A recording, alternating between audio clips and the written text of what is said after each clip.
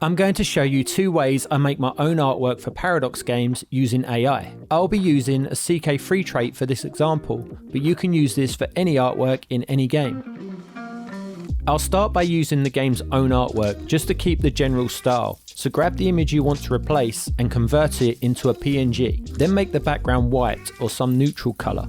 It just makes it easier to erase later if you need a transparent background. Next, head over to a website like Google's Gemini or ChatGPT. Click on Tools and then Create Image. Drop in your image and then add details of what you need.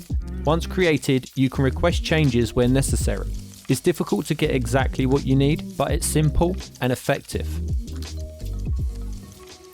My method of choice is with a program called Stable Diffusion. There are lots of tutorials on how to install it, and you can run it locally for free. If you don't want to install anything, sites like Leonardo.ai let you use it online, but it can cost monies. I'm using the Epic Realism model here, but you can use whatever model fits the style you want. Go to the Image to Image tab and drop your image in. Set the height and width to match your artwork, and then set a denoising strength. Lower values keep more of the original image, so around 0.3 is a good place to start. Add your prompt and hit generate. The output is very similar to the original image, so let's up the denoising strength to 0.55. Try editing your prompt to get a generation that better fits your needs. Remember, the model you use will have a big impact on how your generation looks. The model I'm using will always favour a more realistic style. Once you have something close to what you are looking for, head over to the InPaint tab. I would also recommend grabbing an InPaint model to get better results. I'm using the InPaint version of the Epic Realism model. Drop in your new generation, and now you can edit parts of it that you want to change. With this particular CK3 trait,